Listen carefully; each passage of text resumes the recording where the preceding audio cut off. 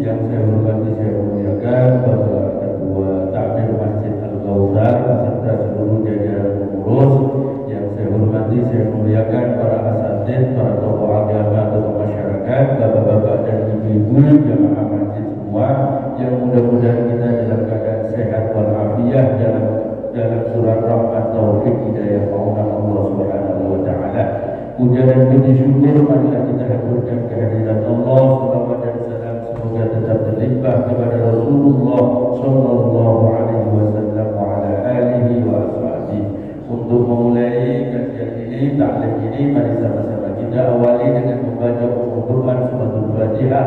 Mudah-mudahan Allah memberikan kemudahan kita memahami ilmu-ilmu agama sekaligus bisa mengamalkannya dalam kehidupan kita sehari-hari. Alhamdulillah wa ala kulliyatin sholihah minati du'a wal qabul wa syafa'atir rasul. Al-Fatihah.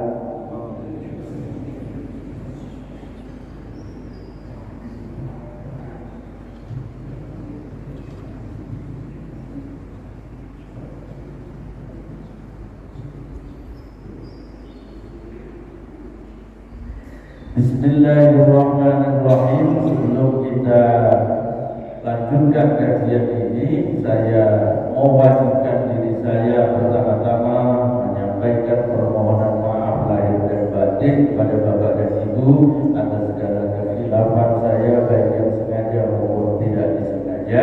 Mudah-mudahan segala amal ibadah kita selama bulan Ramadan kemarin diterima oleh Allah dan kita dipertemukan kembali di Ramadan berikutnya dengan amal yang lebih baik lagi. Amin ya rabbal alamin. Kita hari ini membahas tentang menjaga spirit Ramadan di bulan Syawal. Biasanya orang itu ketika bulan Ramadan banyak sekali mereka melaksanakan amal ibadah, tetapi ketika selesai Ramadan, selesai pula amal ibadahnya. Nah, ini jangan sampai itu terjadi. Itu sebabnya maka kita perlu untuk menjaga apa spirit yang ada di bulan Ramadan, apa pelajaran bulan Ramadan yang seharusnya terus-menerus untuk kita teruskan, ya, kebiasaan-kebiasaan baik di bulan Ramadan itu pada bulan-bulan berikutnya.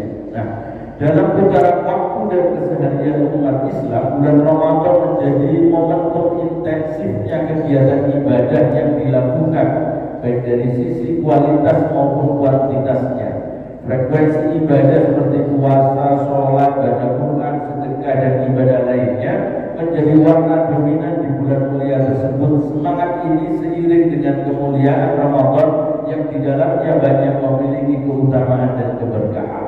Jadi biasanya orang banyak termotivasi untuk melakukan amal kebaikan ketika di bulan Ramadan, tetapi jangan sampai kemudian kebaikan yang sudah dibiasakan di bulan Ramadan itu justru kemudian berakhir setelah berakhirnya Ramadan.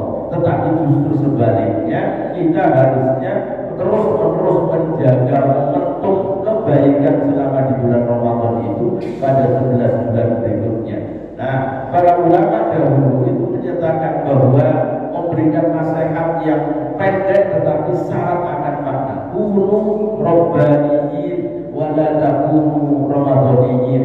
Jadilah kalian itu sebagai orang yang mengabdi kepada Allah, ya, tidak menjadi orang yang mengabdi kepada Allah hanya di bulan Ramadan saja.